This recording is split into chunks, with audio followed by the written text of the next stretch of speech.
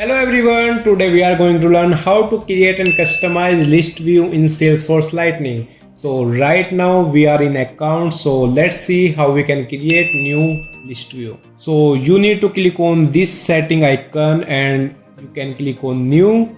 So you can give it a name. Sivang list view customer type. So we want to add this for all users. So we can click on save. Now you will get few extra options. Now you can add filters and you want to add filter on type.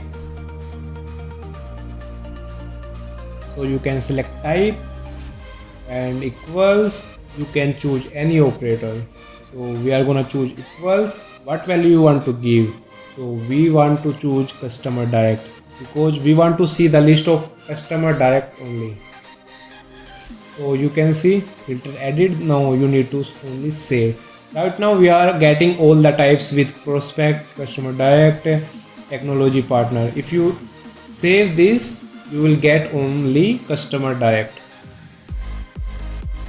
Now you can see, you are able to see only customer direct options. Now you can close this filter.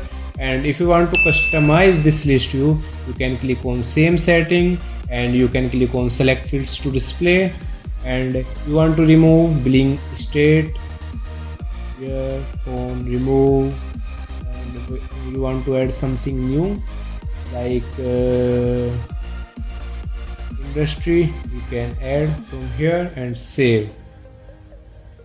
Now you can see industry and account site and only type. And you want to remove account site and industry because these are blanks. You can also remove industry, remove, and account site, remove.